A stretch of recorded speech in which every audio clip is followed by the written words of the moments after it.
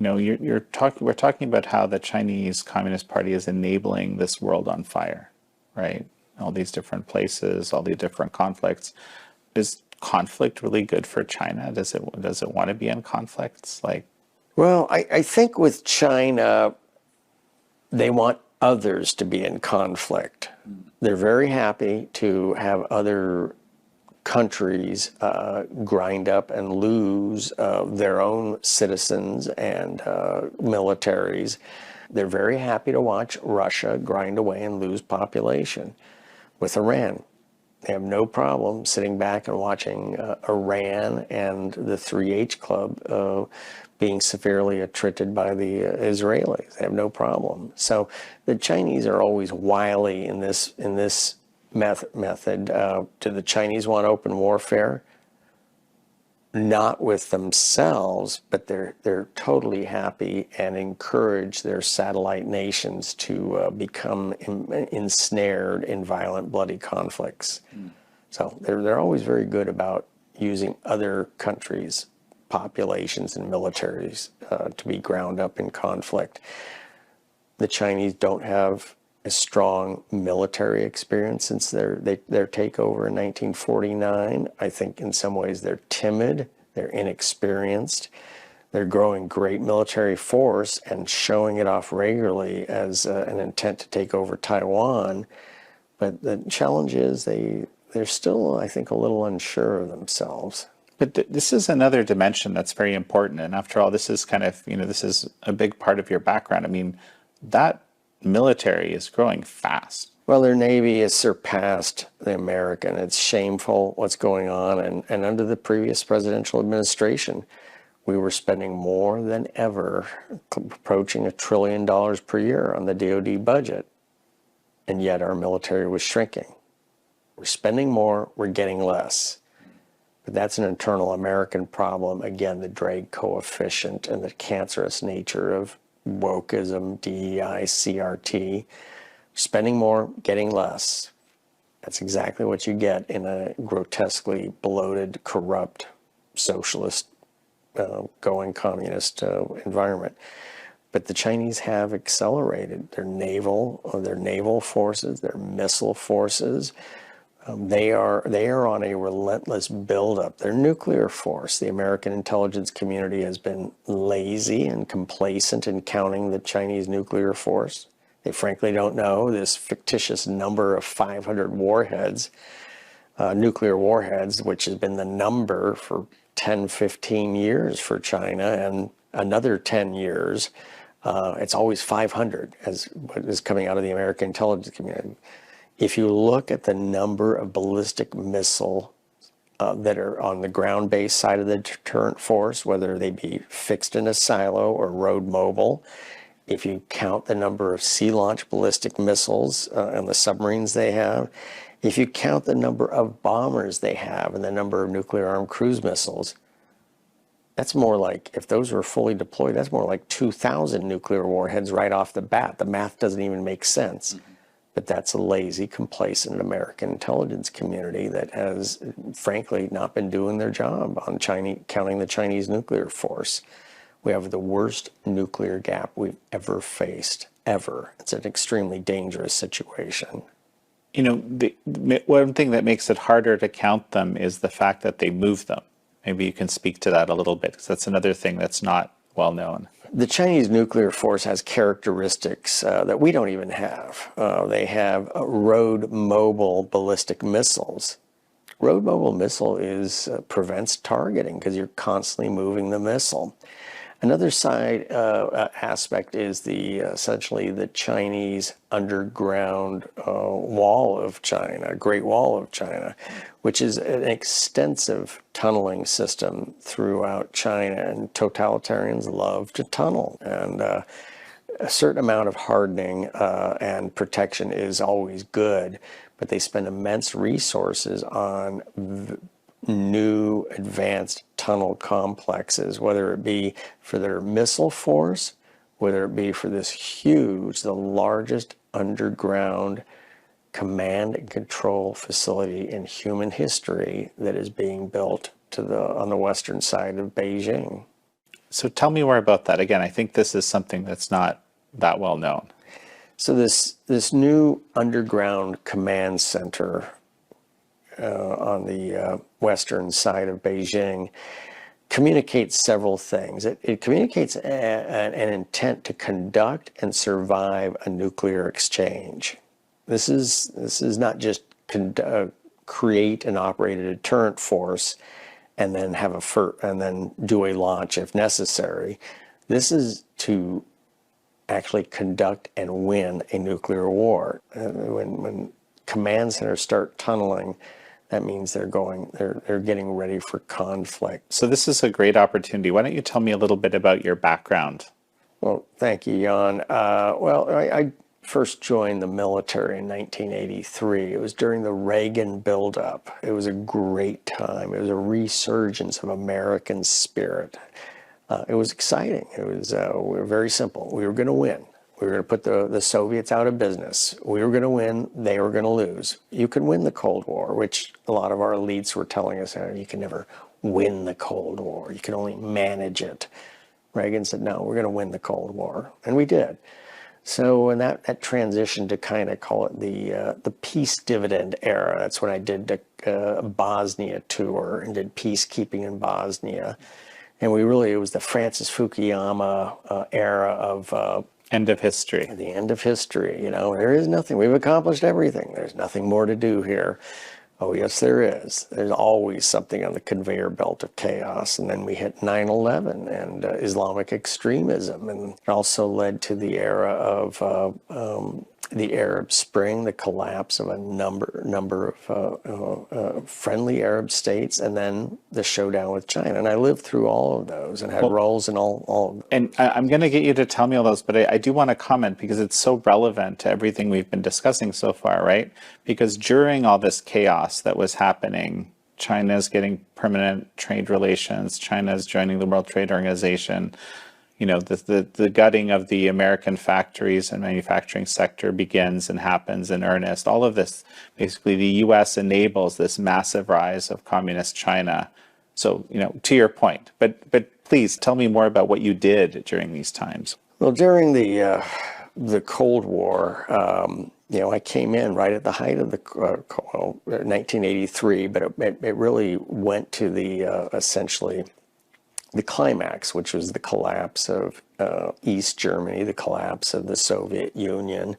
I was in the first Gulf War also, so that's where we, again, as we mentioned earlier, that was the model. Desert Storm was the model of the perfect war, and it was quite amazing to be involved in that, because it was a lightning conflict where we destroyed a massive Iraqi army, well equipped with the latest in Soviet and Chinese weaponry, and their tactics, their techniques, their procedures. We just totally dominated them, and it shocked the Russians. It shocked the Chinese. So but I remember one time when we got the halt, the order to halt, and the end of combat operations. We were already about halfway to Baghdad, and it wasn't my call. I was just a first lieutenant in the 3rd Armored Cavalry Regiment. But talking in the squadron, said, if we don't take care of this now, we're going to be back in 10 years. And sure enough, we were back in 10 years. But in that interim time, I did peacekeeping operation as we tried to figure out what was going on. And Madeleine Albright said, well, use this military for something. Let's use them in peacekeeping operations. And there was some merit to that, but it was also a globalist period of foolishness where we allowed the Chinese to rise and essentially, in many ways, started to step back from the playing field. So, but Bosnia was, in many ways, was a battleground of things to come. I didn't even understand. Part of the issue I had to deal with was watching jihadis inside of Bosnia. I didn't even understand why Islamic extremists were in Bosnia, but there was a long story and reason for that. But then came the war on terror and 9/11. And guess what? Yes, we did. And so I started working with the plan. I mean, initially worked Afghanistan. That was the original focus, but also worked some issues in Yemen. But then being in Iraq shortly after the initial entry to help set up governance in Iraq during the early days. But then we kind of pivoted, we kind of became ensnared in a long, endless conflict with unclear goals and agendas that just kind of went on into perpetuity. And that's where the Chinese really took advantage of things. But one of the things that was really, we noticed was about 2013, 2014 was the beginning of island building. And it was also relentless Chinese cyber break into the OPM, Office of Personal Management, 22 million files out the window, which led to the roll-up of the entire CIA human network operation inside of China. Hundreds, more likely thousands, were rounded up, executed, and killed. But that's when it got serious. It got serious. And I was brought into cyber in 2007 when the threat really was Russian cyber adventurism. But by 2012, and from that point onward, it was all China. It was China. It wasn't even close. For every dollar Russia spent on misadventure, China spent 20. If you just look at the difference in just on cyber misadventure, cyber, but all of these malign adventure, just if nothing else, the size of the GDP difference between Russia and China, China's 20 times the size. So yeah, Russia was an ankle biter. The real issue was China. What did you do in cyber defense? Well, I was brought in 2007 by my boss, who was an NSA executive. I was on the Office of the Secretary of Defense staff, but I said, we need a planner. We need a planner to organize this massive new U.S. cyber program called the Comprehensive National Cybersecurity Initiative, a huge interagency program that was going to make us more secure, better protected, but there was also other activities that went on that helped in other domains in cyber, more in the offensive realm. But this was a massive program, and so that's why I shaped and organized that with my interagency partners, many meetings at the White House, the National Security Council. I spent some time on the National Security Council, end of Bush, beginning of Obama. And this was really the American bulking up of our cyber capabilities. Unfortunately, it was also it became a marriage of big tech and the U.S. government, which led to a lot of unintended consequences, such as spying on Americans, such as silence and censoring Americans. Even really was part and parcel of the buildup to the essentially the coup against candidate Trump and then President Trump, starting in 2016. It's interesting because I think you're telling me that, this cyber buildup was essential, but it was also abused. It's kind of two pieces to it, right? Yeah, what I saw time and again when we gave briefings up at Fort Meade on cyber capabilities was the intoxicating effect of this and growth of the cyber capabilities. So when a member of Congress, a staffer, came up, received these briefings, it was intoxicating, the scale and the scope of what could be done so easily. And I saw it over and over again. Those who were being briefed, sometimes who had questions, concerns, comments, weren't convinced, every time they walked out of those briefings saying, not just that they liked it, they wanted a lot more of it. What would be an example of the type of capability which would be intoxicating? The ability to get information, whatever it was, wherever it was, get it fast, and present it in a meaningful manner at cyber speed. And I can't go into any details, but we would do live demonstrations, and within seconds, we had it. It was amazing, and that always compelled anybody who was visiting, a policymaker, a member of Congress. As soon as they saw that, they said, "I'm in." So. Well, and so there's this, ability to spy, ability to gather intelligence. A bit at the same time, of course, a big part of it was to defend against exactly that kind of activity from adversaries. Yeah, right? defending was absolutely part of the equation. It's also said oftentimes the best defense is a good offense. So there's that aspect. We are experiencing a relentless Chinese cyber assault in Volt Typhoon and Salt Typhoon. I'm no longer behind the curtain of classified information, but I've done many press releases, and I know what goes on behind a press release, the staff work, the details. And everything I have read during the Biden administration was effectively they had lost control, and the Chinese were essentially inside our networks, and we were not able to eject them. The telecommunication companies were essentially almost abandoned by the Biden administration. Why? Because the Biden team was just incapable of finding and ejecting the Chinese malware fast enough. So. A total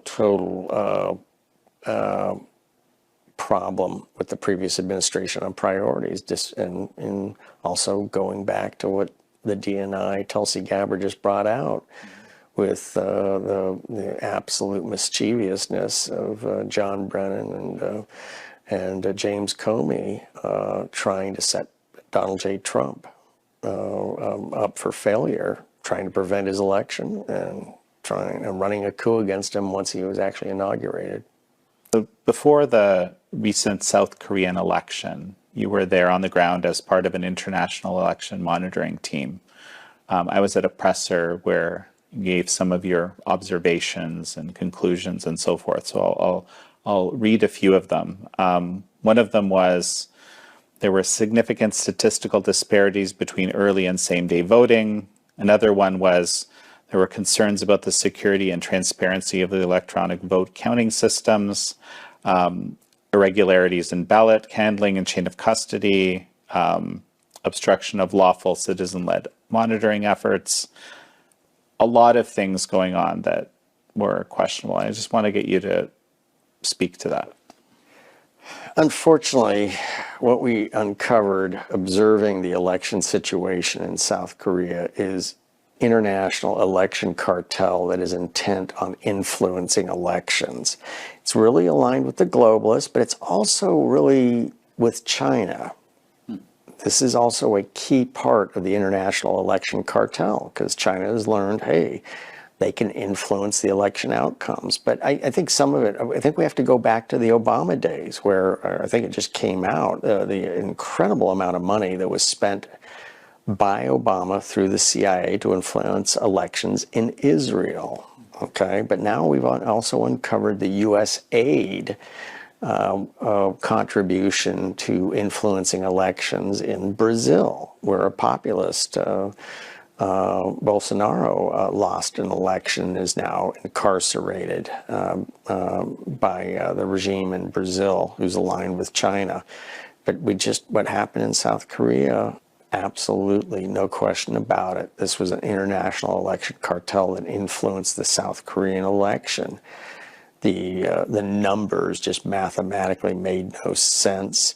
There was Chinese operators at the polling stations. You have this thing called the National Election Commission, which is an unassailable body. It's unauditable, uninvestigatable by the South Korean government, and also a very, very problematic situation is it has members of the South Korean Supreme Court on the board of the National Election Commission, a clear failure to separate powers between parts of the South Korean government. So that was not a clean event that occurred on June 3rd in South Korea, and it's getting scant attention and notice. But there's also this mysterious body called AWEB inside of South Korea, the Association of World Election Bodies, which has the U.S. aid logo all over their website. So fortunately, we've shut down USAID, we've clawed back a lot of money, but unfortunately it was too late to help the situation in South Korea. Very likely U.S. aid money went toward influencing the outcome of the election in South Korea. But I would say South Korea, our best friend and ally, better than even our Five Eyes partners, is in a state of crisis right now because of the international election cartel that influenced that election. Is this something you think the U.S. should be involved in? I mean, there's this, as you know, there's a lot less of an appetite for intervening in processes, whether it's certainly in military, but also in government processes in other countries. Well, I'm a firm believer in America first, and the Make America Great agenda, okay? Part of this means no new wars, no endless wars, and an avoiding of foreign entanglements. Totally support that. However, we can't just drop a hermetically sealed dome over America and just ignore that there's a rest of the world out there. We do have interests. We do have initiatives we should be promoting. We do have partners out there, trusted partners that we should be coming to the aid to, especially when they are under duress from malign foreign influence operations led by China. This was a Chinese operation. South Korea is our best friend. Are we going to just watch our best friend get mugged, robbed, and brutalized and do nothing? Public statements from the president or other members of the administration are immensely powerful in just acknowledging the situation. It doesn't mean we have to deploy resources, programs, units, personnel. One thing that is extremely appreciated and has immense impact is just the words of the president or the words of a senior official from the administration showing concern. That is huge. That's step one, and that's frankly 70% of the battle. If the South Korean Democrats knew they were under close scrutiny from this administration, things would be very different in South Korea right now. That's what's needed, is just a statement of interest. Interesting. So there's still a place for U.S. soft power. Absolutely, absolutely. We need to spend far more time and energy on soft power. And again, the essence of soft power is just saying something. That's the essence of soft power. When bad people know that they're being watched, they behave very differently. And that's when you make a statement about bad behavior, bad activity, it's amazing what happens. This is just public truth-telling, basically. That's Absolutely. what you're saying. Absolutely. We have the instruments of national power. Diplomatic, information, military, economic, finance, intelligence, law enforcement. Dime fill is what it's called. Starts with D. D is for diplomacy. That's all part of communicating soft powers through diplomacy, but it's been absolutely atrophied and rotted out because of the effects of decades of cancerous DEI wokeism, where we can't tell the truth. We can't say anything. It has to be communicated through such dysfunctional political lenses that the outcome means nothing. Here's a great example. When I was spending time focusing on Panama before the American election, and I always go to the website of the American Embassy. What's important is what's on the front of the website. Panama needed a fourth bridge over the canal. You know how many American companies responded to that offering, that request for a proposal from Panama? Zero. A huge infrastructure project where we could have come in and had immense influence, Not a single American company responded. A lot of it was concern over the Foreign Corrupt Practices Act. They felt it was too dicey. But so what was on the front page of the American Embassy Panama website during the Biden years? U.S. involvement in transgender conferences in the Americas. Look, these countries don't take us seriously. When that's the form of statecraft we're communicating. It's insanity. It's insanity.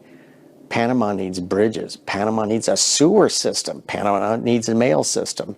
And yet, what do we lecture them on? Transgenderism. John, this has been an absolutely fascinating conversation for me. A final thought as we finish up? Well, thank you, Jan. I just think we need to understand what's going on around us, have situational awareness, and to realize there is a world on fire. It is intentional. These things we're seeing, even stateside, what's going on in America. This is not accidental. This is not coincidental. Organized groups breaking windows didn't come out of thin air. No, they expect to get paid and organized and directed, and that's what's going on. And so I think we need to be aware of that, and we need America is an incredible, precious experience and experiment in human history, a constitutional republic. Never been one like it, never will be again if those forces intent on throwing it into the trash can are successful. So I think it's worth fighting for and worth defending, and that's what we should do. Well, John Mills, it's such a pleasure to have had you on. Thank you, Jan. Thank you all for joining John Mills and me on this episode of American Thought Leaders. I'm your host, Jan Jekielek.